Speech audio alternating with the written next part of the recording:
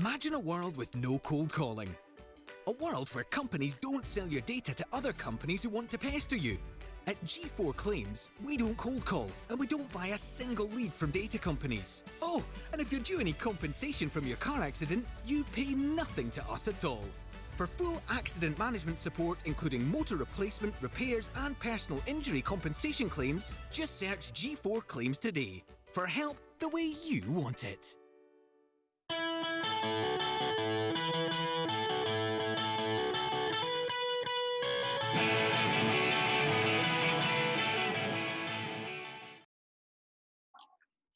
Hi and welcome to this week's episode of the DW podcast. I am joined by Glaswegian bass guitarist for the Fratellis, Fratellis. Thanks very much for coming on, mate. Thanks for having me. How are you getting on? What's been happening with yourself? I seem to be busy doing nothing. But there's always something to do, isn't there? I think that's very much the same as everyone, though, at this moment in time. Yeah, you always think you're going to have, I can get this done, I can get that done, and before you know it, you've done nothing again. Is that a wee social recluse t-shirt you've got on there? Yes. Not that I'm sponsored or endorsed in any way. To be fair, it's a wee shop. Anyone's not been a wee shop down in Glasgow, aye. They're great now. Actually, the guy's one of my favourite designers, and the stuff he knocks out is just great. And I suppose I'm technically sponsored, so there you go. That's class. So what's been happening with the Fratellis then? Obviously, the new album was due to come out in April, was it? March, April? Am I making that up? March, I think it was supposed to come out at the end of March. And the tour was April? Sorry? And then the tour was in April? Tour was in April, that was it. But yeah, obviously, the situation just knocked everything back, which was disappointing because we had a nice year planned. I mean, by this time we were supposed to have been 6 weeks in America and back again, and over Europe and UK tour and all that as well. So, but I mean, everything's the same as everybody else. We're just waiting to get told we can play live again, and as soon as we can, we'll be out there. But that is frustrating. The dates were back to October initially, weren't they? Are you thinking that's next year now? Or? I think, as far as I know, we're still on for October. I think, like everybody else, we've got a plan A and a plan B and a plan C, and whatever way the people that are running our countries decides which way we can go. That we're good to go, man. As soon as they say we can do a gig again, then we'll be out there. But the good thing is, I suppose everybody's in the same boat. Right, exactly. Not good things, obviously, a shit thing, but just the live music in general. There's going to be a hell of a backlog once it finally does kick in, so that's a slight concern, I suppose. There's going to be so many gigs, people are only going to have much money, stuff like that. That's the sort of thing that's been on my mind surrounding it. So, but who knows? Almost like you're trying to prioritise what gigs you want to go to, whereas if they were a bit more spread out, you could go to a bit more, isn't it? Yeah. But by all accounts, there's going to be gigs 7 nights of the week again, and it's going to be hard for people to choose. Yeah. As you say, you need to prioritise. That's then going to have a knock-on effect for the bands themselves and their ticket sales and whatever.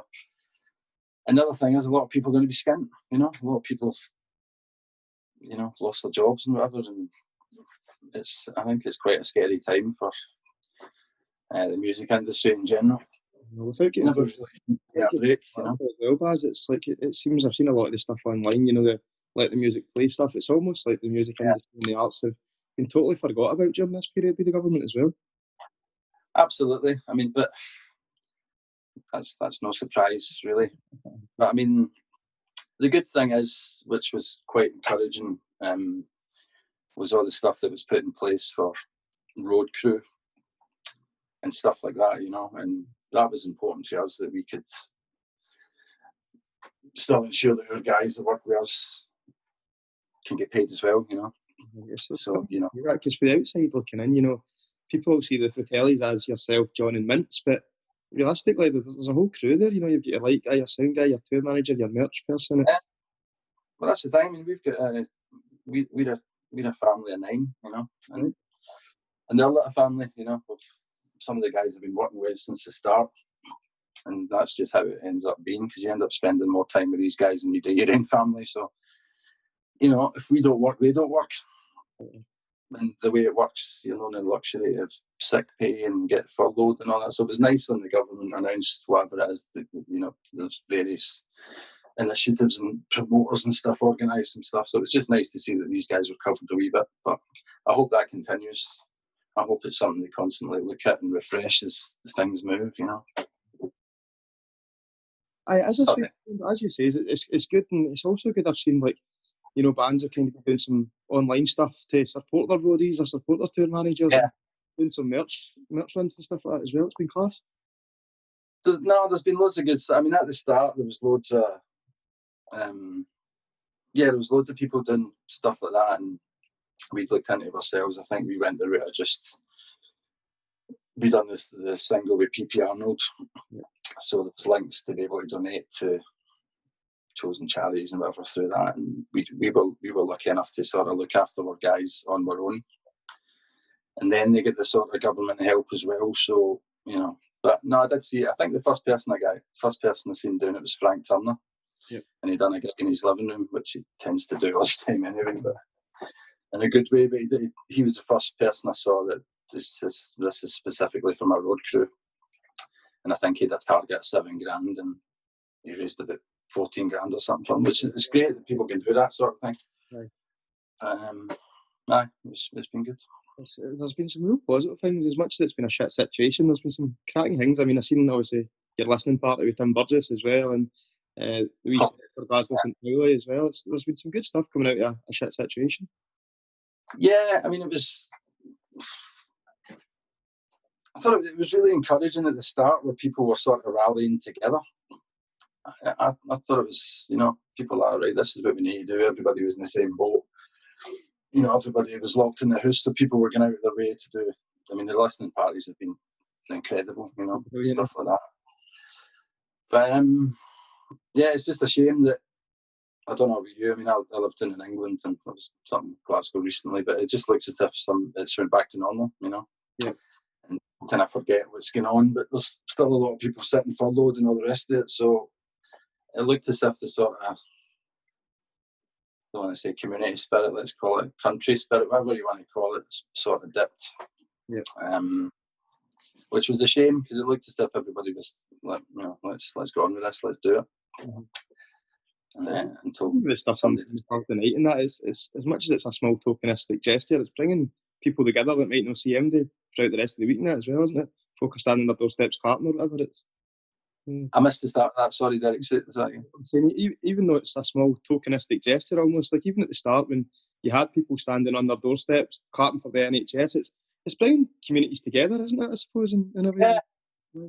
I mean, I moved house the week of lockdown, which was quite stressful, and so then I moved into this new area. And normally I'm a bit of a hermit, do you know what I mean? I don't talk to anybody, I just keep myself to myself. But because of that, it sort of forced me out the door, and it was like, you can really avoid your neighbours, you know?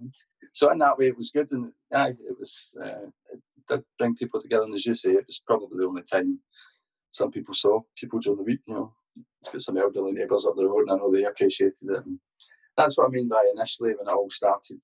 Felt like everybody was sort of looking out for each other, and then it just seems like it's just all went to shit, I'm not surprised. Although it's almost like you take 2 steps forward and 3 steps back. It's totally.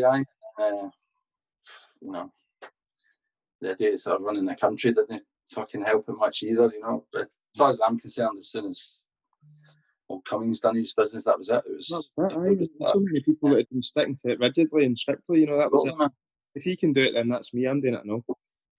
I mean, there was people that I know that particularly didn't believe in it. They were like, no, this is the right thing to do. We'll stay in, all the rest of it.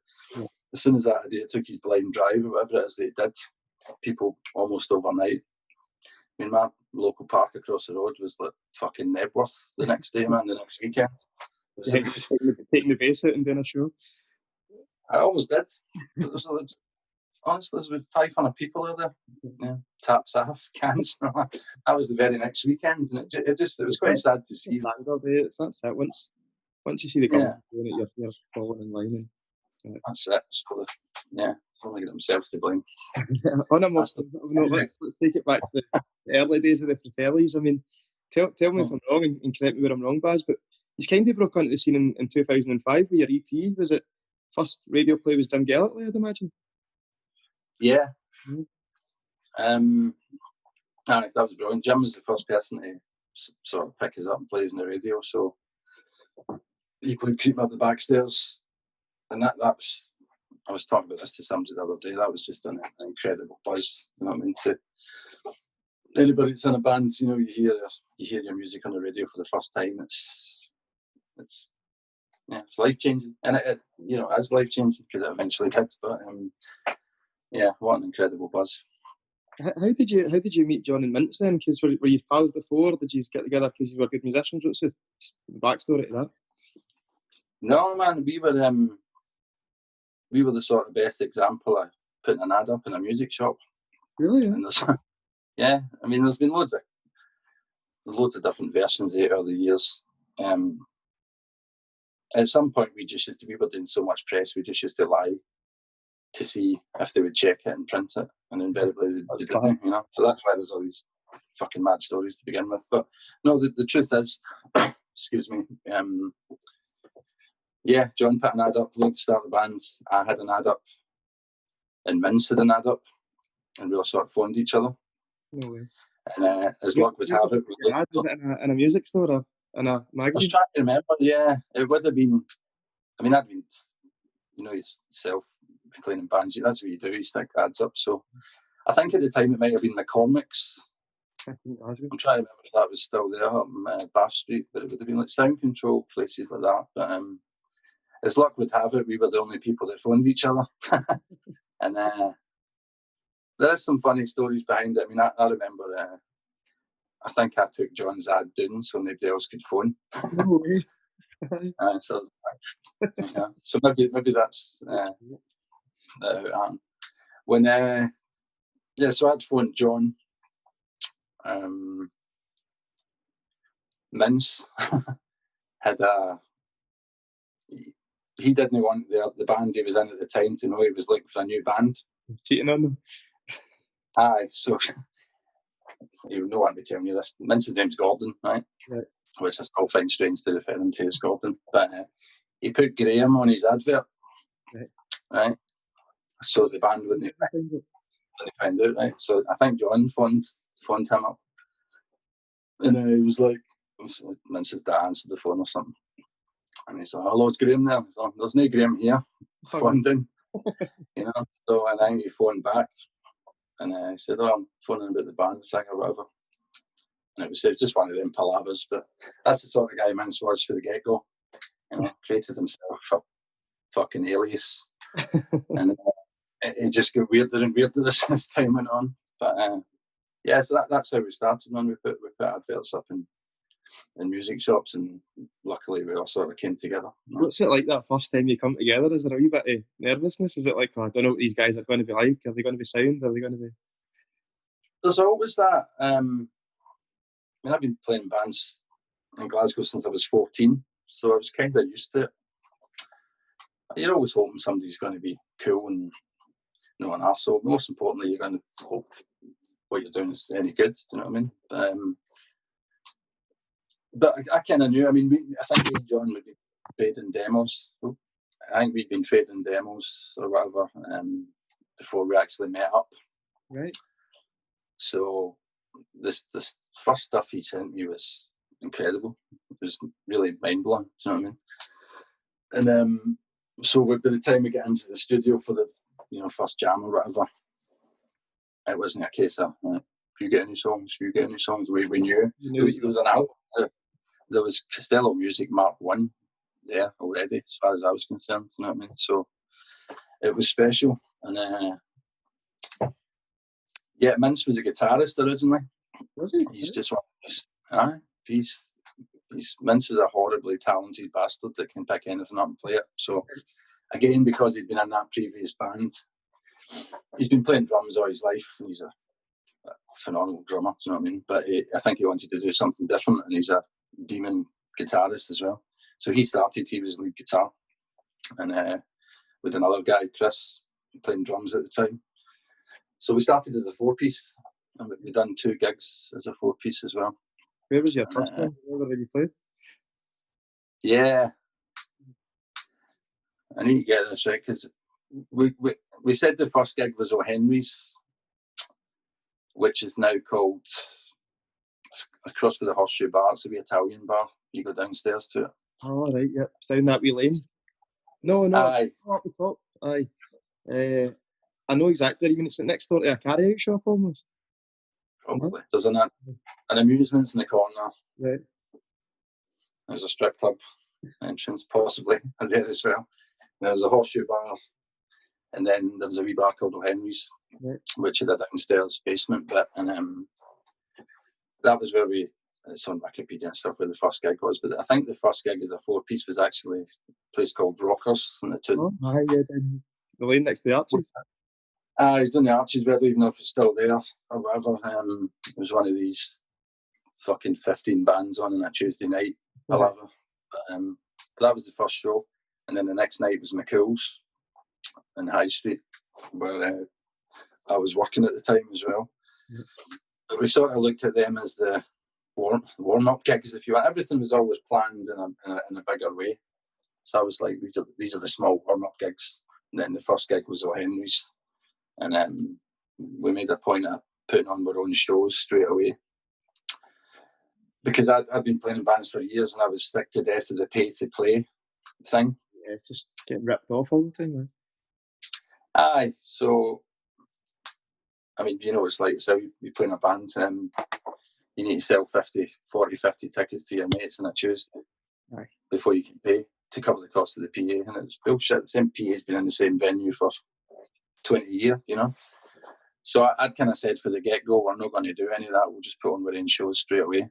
And I am proud to say we never did. Every gig was always our own show where we, you know, I put the bands on, I hired the hall and stuff, and we done the gigs. And it meant you could actually pay the bands that were playing. It might only been 20 quid in a case of tenants, man, but it was You'd be better than giving away a few $100 to a promoter, wouldn't you? Aye, because I've seen that. That's bullshit, man. That's been happening since the beginning of time, I reckon. And it was really something I felt strongly about. And I was quite happy that we managed to sort it in a way that we never ever done that, you know. So why did you move to a 3-piece then? How did you get rid of the guitarist and get Mince on the drums? What happened? The drummer left, and then we were looking for another drummer because Mince was adamant he didn't want to play drums, and eventually just went off. He wasn't too impressed with any of the people that turned up to it. I think we tried it 4 guys or something, but knowing that he was it was something that I kind of wanted anyway. I heard him playing drums. I knew he was like, and I thought, why are we auditioning these guys who can't count to 4 when fucking you're here, you know? So he was adamant he didn't want to play drums, but thankfully his fate would have it. Or it may have been engineered. Can't remember. His arm was twisted anyway, and he got back on the kit. Yeah, and for that moment onwards, man, I remember the first rehearsal was with him playing guitar, and which was incredible. And then I remember the first rehearsal was a 3-piece. But for me, that's when I was like, right, this is it, man. This is dynamite. And there was no. I'd always kind of wanted a 3-piece anyway, because at the time there was no amazing 3-pieces. And I was thinking a 3-piece, you get nowhere to hide, you know. You know, there's nobody to hide behind. And I was sort of going for a, you know, Nirvana / Supergrass vibe, just right in your face, you know what I mean? And that's what we had as soon as we started playing. So there was a connection there right away, because it seems like certainly in the early days and even more recently as well, you seem like he's a proper good pals as well as bandmates, you know. Which can be deceiving. No, there was a connection straight away, and it sounds silly to say, but I knew straight away, man, that band was going to do something. and it sounds silly to say, but I knew how good the songs were. But even it's not that silly, because you've been playing in bands for a good few years by then, and you've probably known, the stuff I've done before this is nowhere near this level. This is something special. It was, but at the time we were still a new band. I hadn't really done any gigs or anything, but I think the difference was that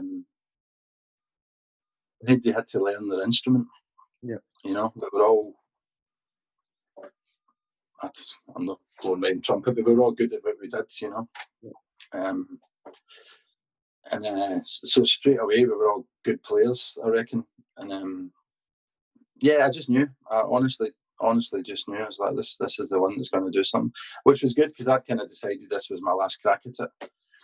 Because I was, I remember things. I'd been travelling in America and came back, and I was like, right, I'm going to have one last stab at trying to do a band. I was getting fed up with, again, Tuesday nights and sleazies with 15 bands on the bill, try to drag your mates in and all that. So I was going to look to do something that I probably wouldn't have, but that was my plan at the time. I was going to say, if this doesn't work, I'm going to do something else.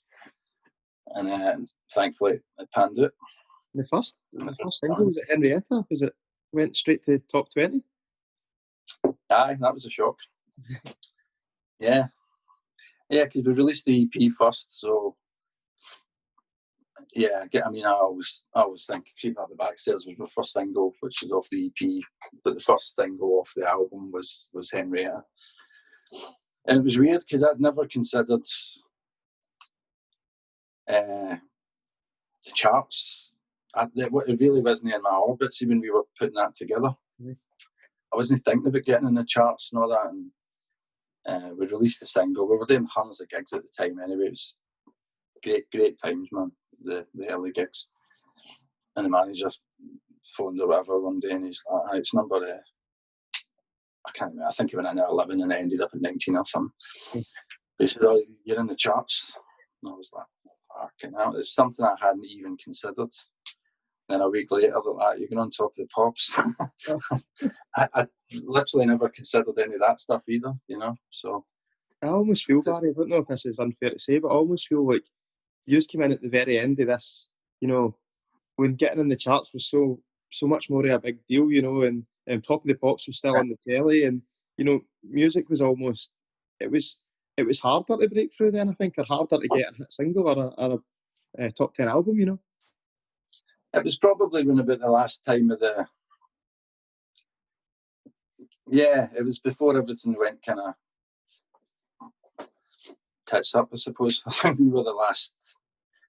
I always kind of say we were the last crop of bands, I think, that get...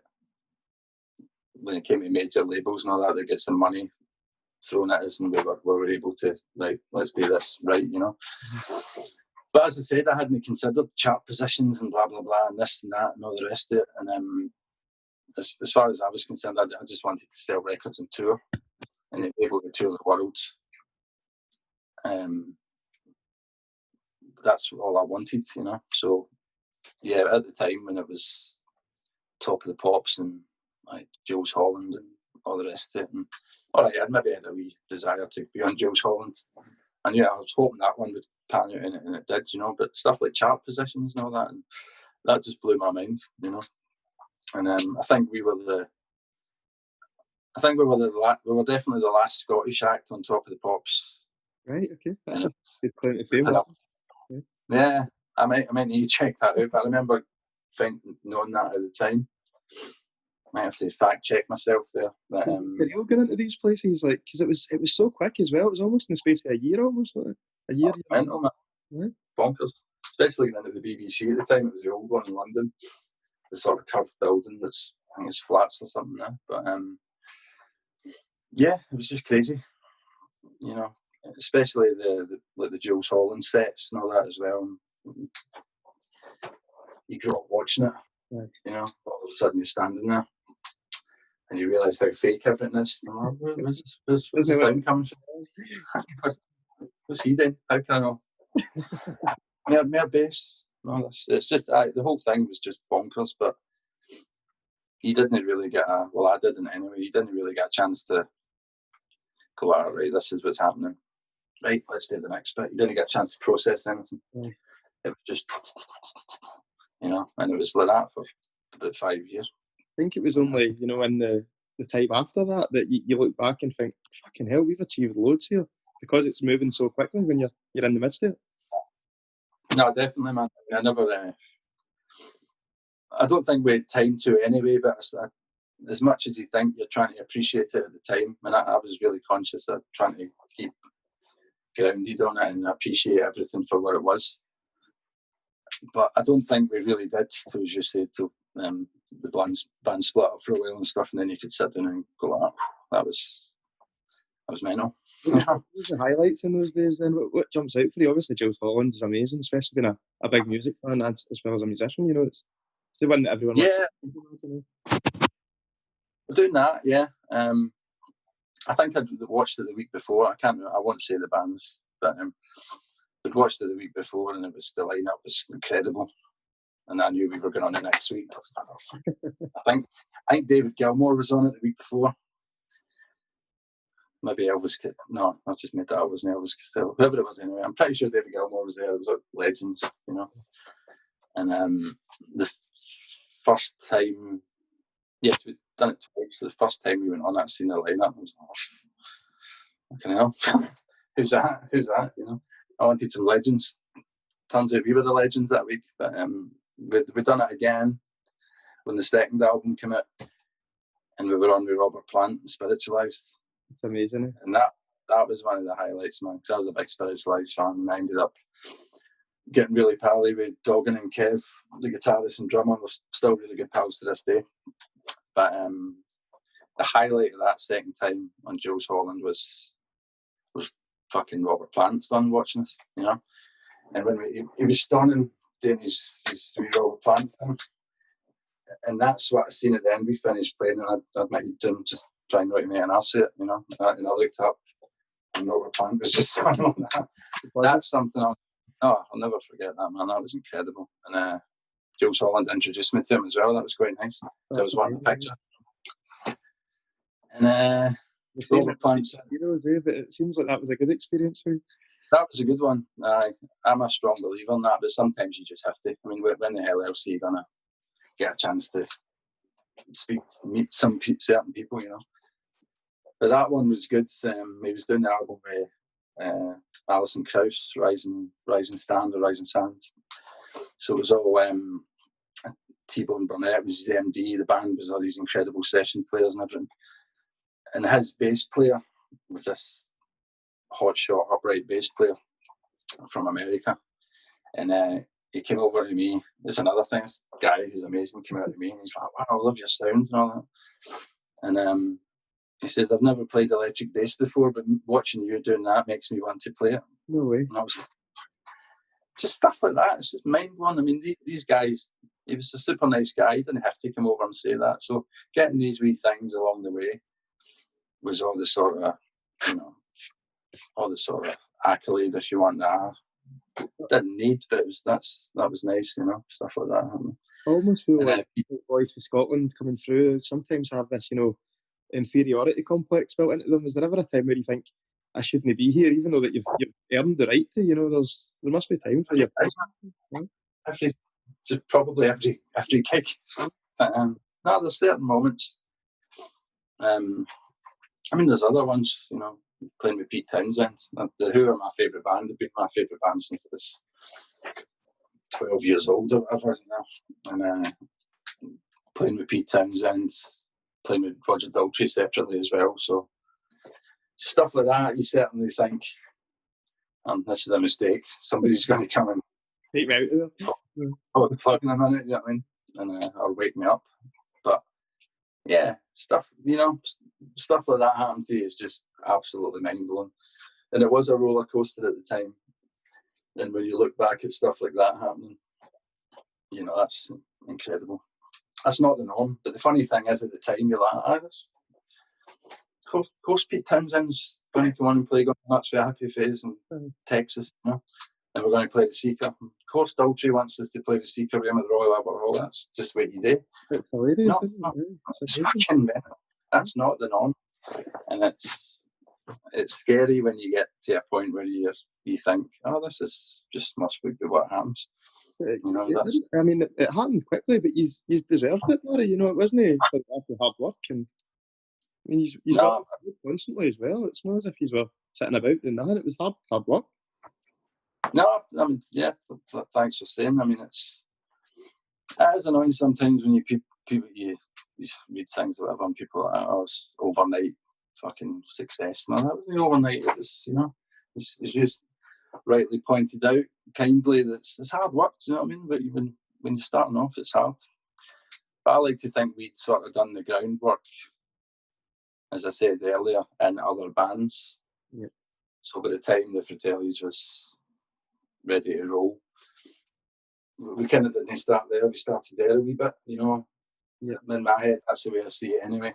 And then the hard work started with touring and all the rest of it, and grafting, you know.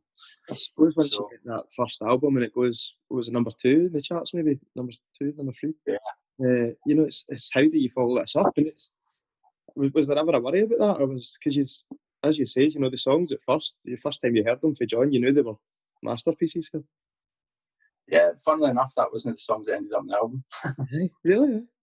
Yeah, that was again. I was trying to think about this thing when I was doing the listening part of the other day. Yeah. Which, incidentally, I had loads of amazing facts and funny stories, everything lined up for it, and I forgot how fast Costello music is. And bang, and fucking all the stuff I had lined up to say, and the pattern and jokes and stories and all that, just went out the window. You know? I was literally flying to the seat of my pants trying to keep up with it. That's hilarious. But yeah, I forgot the original question. Sorry. After such a successful album, are you worrying about the next one, or are you thinking we can bash that one just as good as it? No, man. I thought we weren't being arrogant, but I think you need to believe. You need to believe in yourself, otherwise, how are you going to convince anybody else to believe in you? You know. Yeah. And we did, but I don't think anybody could have followed the success of Costello music, and I certainly don't see the second album as a failure. Not at all. You know, it was a lot of people. Again, when you read things over the years, and they're like, "Oh, the second album wasn't as big as the first one." I was like, well, "How big was your first fucking album, mate?" Do you know what I mean? It's still sold. You know, it sold. Got a gold record in my kitchen for Here We Stand. You know what I mean? It was a big album, but it was at the time when music was changing.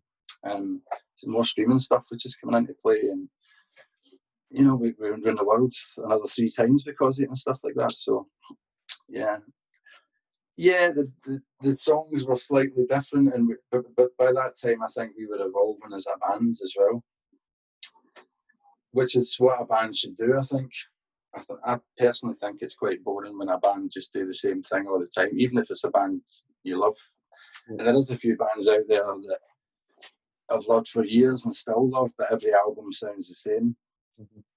If that's for them, then fair dues. But personally, I would rather be in a band that evolves with every album.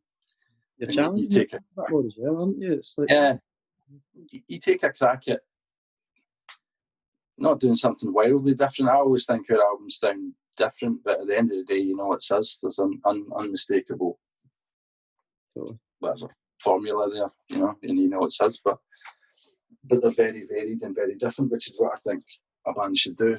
That's what you're there for. Otherwise, it gets very stale, very quick, and then you get bored playing your own songs, which does happen. You know. How does it go with the gold discs? Then do you get one each, or do you fight over them? Yeah, you get one each, and you need to pay for them. Yeah, no way. Yeah, or somebody else pays. I think the management paid for them. Right. Yeah, awards and stuff like that, they only give you one, which I thought was funny. Like at the Brits Awards, when you go up and you get your awards and all that, and they give you it, and you go back and take a photo of it, and they fucking take it off you. No way. If you want one, you need to pay 300 quid each or whatever. Do they really? Yeah. What's that? I imagine it's the same award. I think they've got like 4 or 5 on the night. Right. Okay, so there's a big band or whatever that comes up and you'll get one each, but you get in the back and you stand in there and take your photos and all that. The back. But Shocking. if you want one, you need to pay for it. That Brit Awards speech was brilliant as well. I always remember that. You know, I thought it was speech. Aye. Oh. Mad. Another mad night. Just chaos. Do you feel that? Again, Do you feel that these things that you need to behave yourself, or do you think, let's just be ourselves? I think we were always ourselves. Yeah. Again, it's something I was proud of. We never pretended to be anything that we weren't. We weren't an uber trendy band for Glasgow. We were just three guys who were fucking really good at playing, and we were on an incredible wave, and we, you know what I mean, and just went for it. And my theory at the time, and still was I owe this to my 16-year-old self. So if I'm in a position where I can stand on a table with a bottle of champagne and watch Oasis, I'm going to do it. Do you know what I mean? So I made these promises to myself as it went along. And that was the highlight of the Brit Awards night for me. That was a really special moment. It was after we got the award, and I was very calmed down and had a drink and stuff. I think Oasis were getting their lifetime, or whatever it was, lifetime achievement or whatever. Me and John were stoning on the table. That's class. Two magnums of champagne, watching Oasis singing rock and roll stars, singing and screaming at the top of our voices. Mm-hmm. And, you know, that's the moment that you're waiting for, do you know what I mean? And that's one of my happiest memories for that time, you know. That was a real moment for me, you know. Then it all went downhill. It's these bands that you grow up watching, thinking, fuck's sake, they're amazing. And you're in a room with them, you've won an award at the same award show as they're playing it, you know, you're part of that night. Yeah, it was mental. I mean, that night particularly, it was loads of random shit happened that night. I think Mince had a piss next to Steven Tyler for Aerosmith. And Mince said to him, Steven Tyler's wearing fucking sparkly pink trousers or something. And Mince was like, nice trousers. And Steven Tyler turned and went, nice trousers. You know, just daft stuff like that. But these are the things that stick in your mind. Yeah. Steven Tyler for Aerosmith. You know? Like I said, the Oasis thing, and I'm sure there was other mad stuff that happened that night. I can't quite remember. It's a bit hazy now. We went to the Oasis after party, right, which was, you know, there's famous stories about that night where Noel Gallagher was behind the door, letting people in and out. So people were turning up, and they'd say to the bouncers, "Nah, he's not getting in." So we get in that night. So I like to think we were doing something right. So. Yeah, but just stuff like that. The whole thing was, as I say, it was chaos in an amazing way, and it was all going 100 miles an hour, you know, all that stuff. So you're just holding on for dear life. Yeah. Was it 5 years or so between the second and the third album? Roughly about 5 years, so something like that, 4 or 5 years. Mm. I remember thinking at the time we were apart longer than we were together. Right. The first time round. Yeah. But I mean, even that, the very fact that we got back together was brilliant as well. And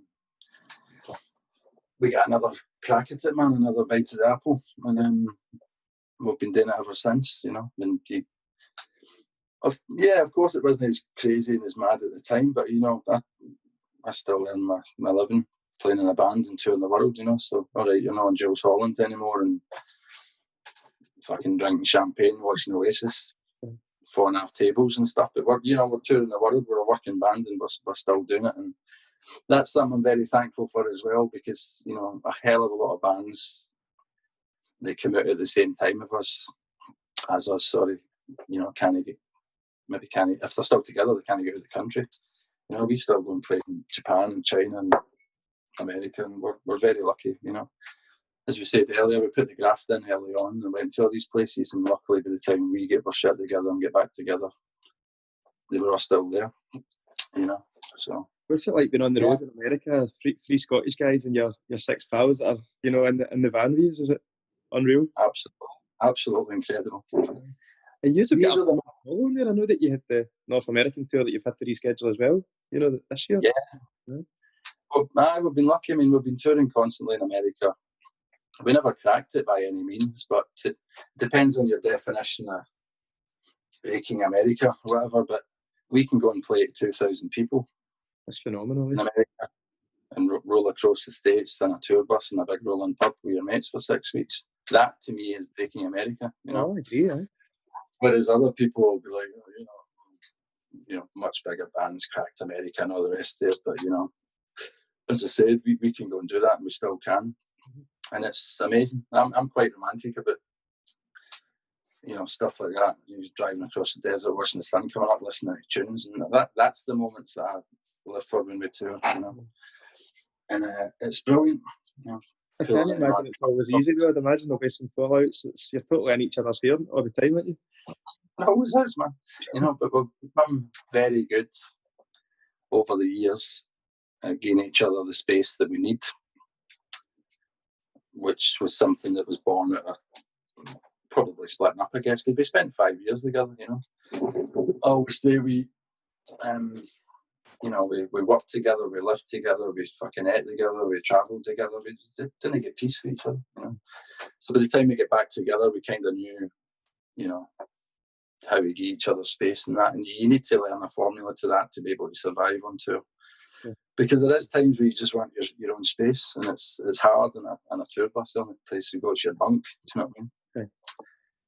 So yeah, there's different. You find, I guess every band's the same. You find your own way of doing it and what works and that, and when to hang out together and when not to. And if it's party night, it's party night. If it's cuddling up on the couch with a box of Maltesers with your drummer watching a film night, it's that night. Do you know what I mean? So is it hard to find that balance? Are you sometimes like, fuck it, I'm going for it tonight, and the other ones are like, nah, calm yourself, Baz?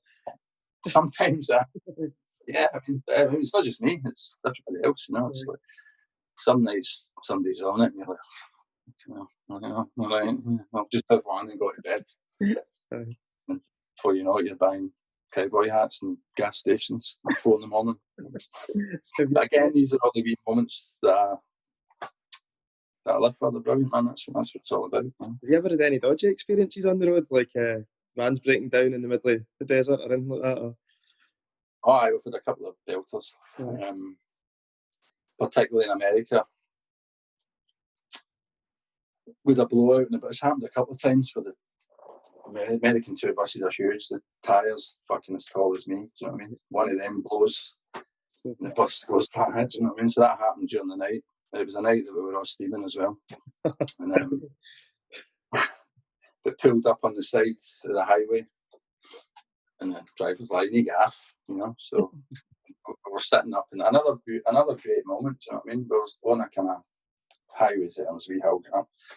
So we all had to get off, all steaming, sitting in a highway in America, you know. It was scary at the time, but that ended up being a really nice moment, you know. We're all just sitting having a laugh and stuff like that. And when's that going to happen to you, you know, things like that. And we've had vans broken into, we've had all sorts of stuff, yeah. Nothing too drastic, though.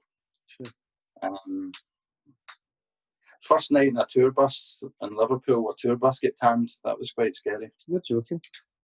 Yeah, that's something I'll always remember. So everybody's dead excited. I think they were after the gear that was in it, or? No, it was the venue was here. The tour bus was parked there, and there was some student flats above it, right? And there was skylights on the roof, and it was just pissed up students fucking lobbing bottles in, and it smashed the skylight. Mm-hmm. Obviously, something like that happens, you're like, oh, you think you're getting attacked. And it was the first. I think it was our first or second night on a tour bus proper. You know, that's probably the worst thing that happened, to be honest. But I know some bands. Were you swamped at the airports coming in? Say again, mate. Sorry. Japan, were you swamped at the airports coming in? You always see these videos. And they're swamped there wanting albums signed and photos and. It's mental, but that's just part of it as well. And it still happens, thankfully. At the time, the first time we went as well, it was yeah, the people outside the hotel and all that, they're like, how the fuck how do you know where we are and stuff like that? But I've learned over the years there's wee things to do. That's how everybody knows where you are. Just clever Japanese fans, they just look at the hotel registers they find out who the tour manager is. Really, aye?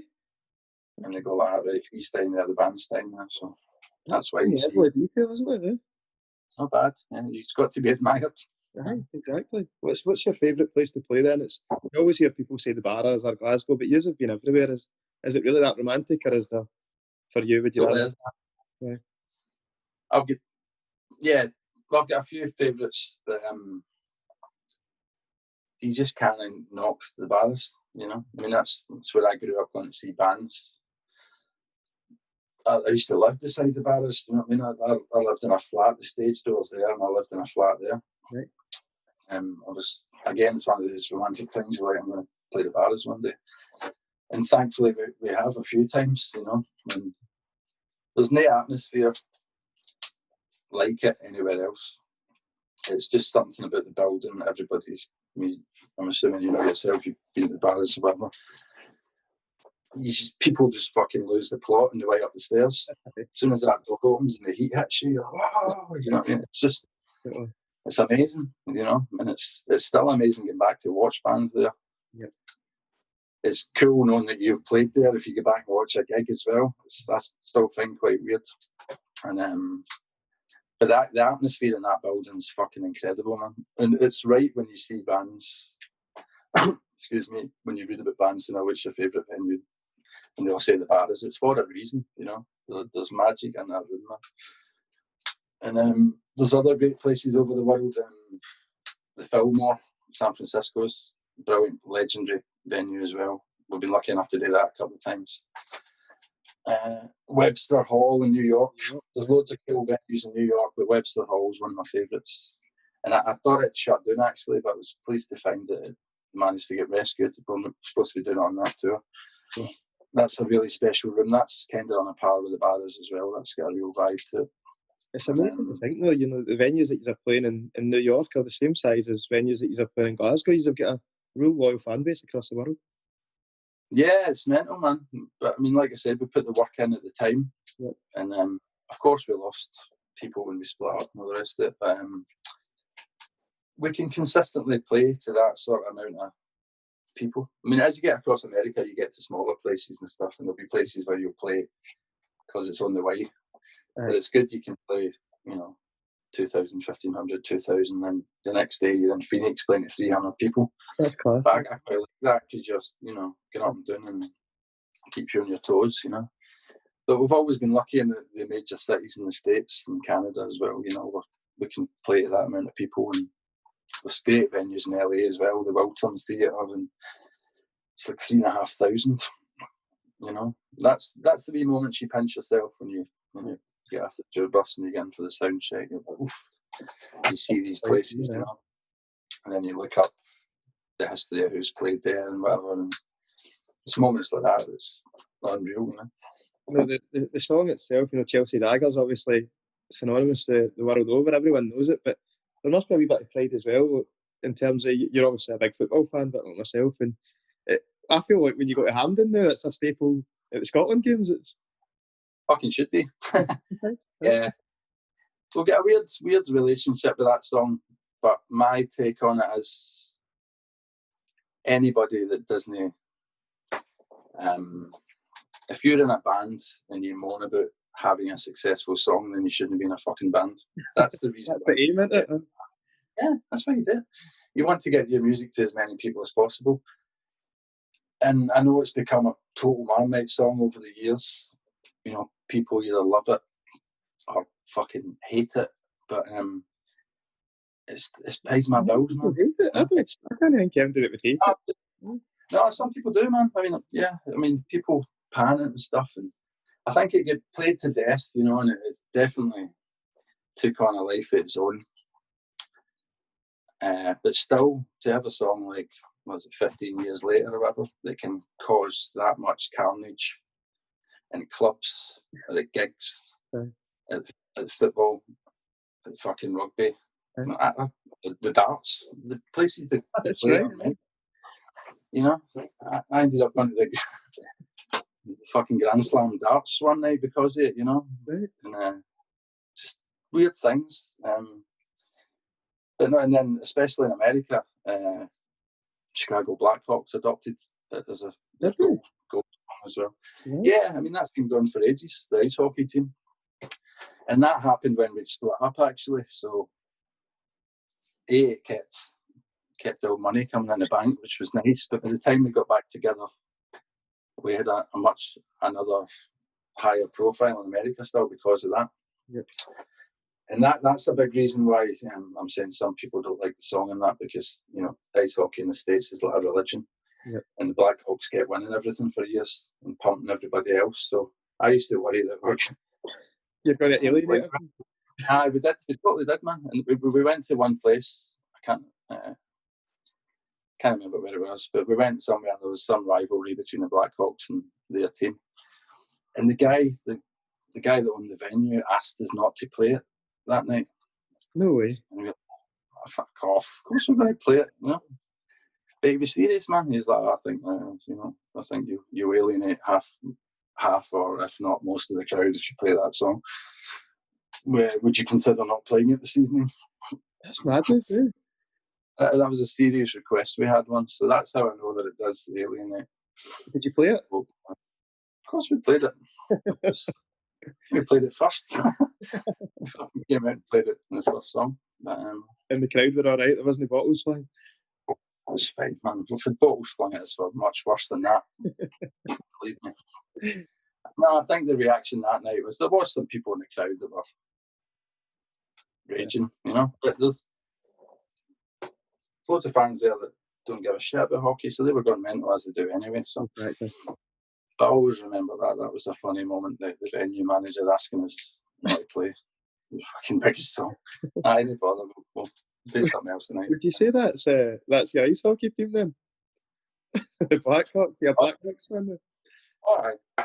I've been on the pitch and all that at half time doing the old charity fucking get the puck in the thing, trying not to fall on your ass on the TV. I mean, minced on it.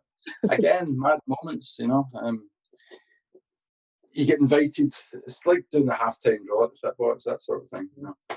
And they invited us to go on the ice and do this celebrity puck challenge or whatever. The only ice hockey I'd ever played was on the fucking Mega Drive, do you know what I mean? So, yes, I didn't know a lot about it, but of course I went along for the buzz, and Vince, strangely, was like, I'll go as well. Normally he wouldn't do these things. So the two of us went. We get the jerseys with Fratellis on the back and all that. That's amazing. We went on at half time. The only thing I was worried about was slipping in my arse. Because I was like, what if 90,000 people in here, you know what I mean? Everybody's just here, but thankfully they rolled a wee special carpet out. We're trying to get the puck in the net or whatever. Mint's done it. I was shit. I missed. And we get told that on as well. The whole crowd are giving it louder. Gone mental. Fucking American sports, proper American sports fans, you know. Hot dogs and beer. And we get told it was just on Blackhawks TV, their own TV, and on the screens at half time or intervals or whatever it is. So that's fine, yeah. So we went and had a good night, had a laugh and all that. I think we were in the airport in Chicago the next day, and everybody was laughing. It was fucking on the telly. It was on national TV. Right. I was doing this first time I'm telling ice hockey stick in my life, do you know what I mean? Try to get it in the fucking net or the goal or whatever they call it. So everybody in the airport was like, that's it, guys. Again, mad moments, but these are what happens. That's amazing, you know. It's things that you wouldn't even dream about, is it? It's like reaching places and people that are now, you know, so affectionate to you and your songs that you just never thought would happen. No, that's amazing, and that's one thing that always I love the buzz of trying to get as far as you can from home, and knowing that you've still got when you go somewhere different for the first time. I mean, which again, 15 years later, for us to be able to go to somewhere we haven't played before is still quite a huge thing. Like, we only recently started going to China a couple of years ago. Right. I can't see us going back anytime soon, but we played their first festival or whatever it was, and it was mental. So just experiences like that, and knowing that you're, just knowing that you're so far away from home and your music's connected so much with somebody is mind blowing. You know, you meet people before gigs and stuff or after gigs, and you get the stories of your music helped me through tough times and all that, which is something you never take for granted, because I've been there. You know, music's helped me through so many tough times. So if somebody says that to you, you know, it's fucking for the heart, you know. And for people to still be saying that all these years later, man, it's mind blowing. Phenomenal. Yeah, it really is, and it's very special. Life must be a bit different now, Baz, than it was in the early days. That you're a father living down south. You've got more responsibilities. I'd imagine when you're on the road and when you're recording and touring, it's a bit more relaxed and laid back, and you get more commitment. I've got 2 different hats I like to wear. It's different, but that's very hard as well. Trying to balance a family life and all that, and do what you do. It's really hard, man. You need to work at it, you know. It's hard being away. It's hard being away for your kids, you know. Thankfully these days, you know, get all manner of things, FaceTime calls and whatever, man. But when we started, there wasn't anything like that. Skype was just becoming a thing. Obviously, I didn't have kids then, but try to keep in touch with family. And I remember Skype, this is great, but it was so shite at the time. He ended up just going, I'll just phone you. And you come back to a $3,000 bill, do you know what I mean? But it's happened a few times, you know, just insane phone bills, but it gets a lot easier these days to do the touring. It's just, and to be honest with you, know, obviously we don't tour as much as we used to, so it's just in sort of wee bursts, you know.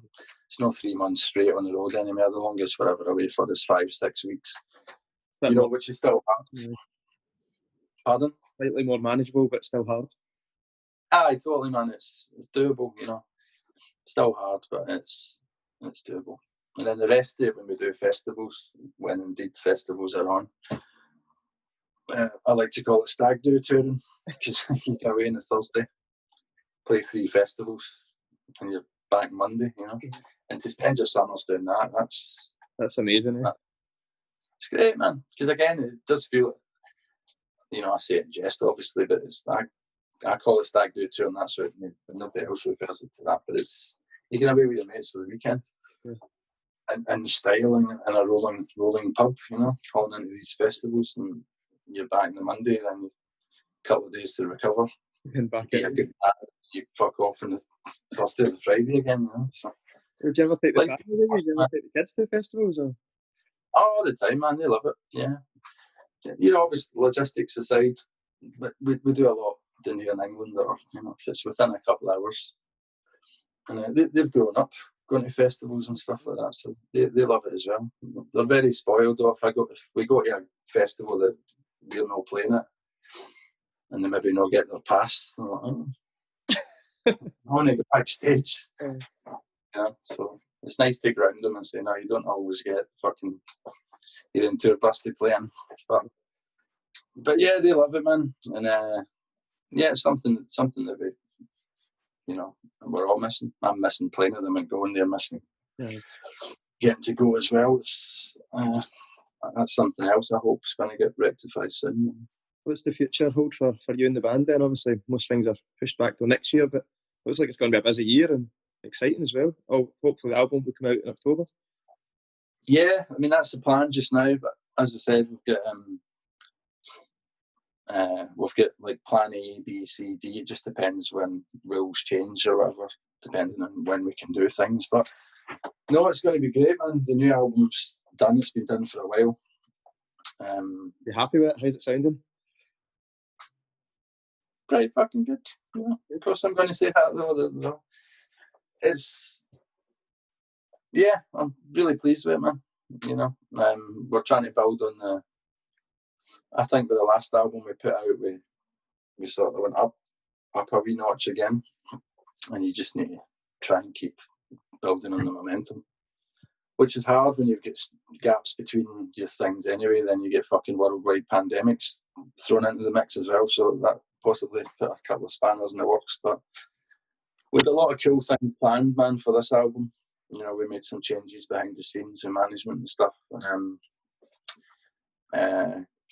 lot of really cool, exciting shit planned that we had to retime and stuff to make work on the album when it eventually comes out. So I'm just hoping that all that still comes off as well, because it was shaping up to be a good year. And just more of the same, just as I've been prattling on about, man, just getting on a bus with your mates and playing your guitar loud and getting paid for it, you know.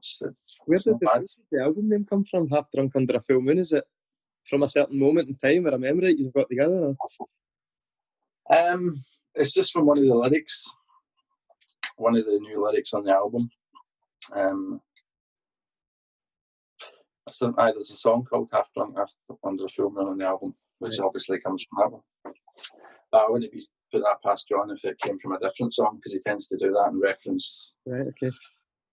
reference songs, titles, and other songs and all that. It gets a bit confusing, but I mean that's kind of where the album titles come from. We usually when we're recording it, we'll have a chat about it and stuff, and just see what feels right and what feels natural, and if anybody's got a real being bonnet about something like that, I think that's a really strong lyric. That should be a title or whatever. Yeah. Then again, it works the other way with Eyes Wide, the album before. That was a lyric from a song that didn't fucking make the album. So. Oh really? Yeah, I think it might have been on a different edition of the album or something. Yeah. But again, I could be totally wrong, but I'm pretty sure that lyric, which we named that album after, was from a song called Medusa in Chains, which was a beautiful, beautiful song that didn't make the album. It was a B-side or something, or Japanese edition or something. Excellent. Well, it's been an absolute pleasure, Buzz. Thanks so much for your time. Really appreciate it. And I'm looking Thanks for having me. Out on the road, hopefully soon. God knows it probably won't be soon, but hopefully soon. I hope.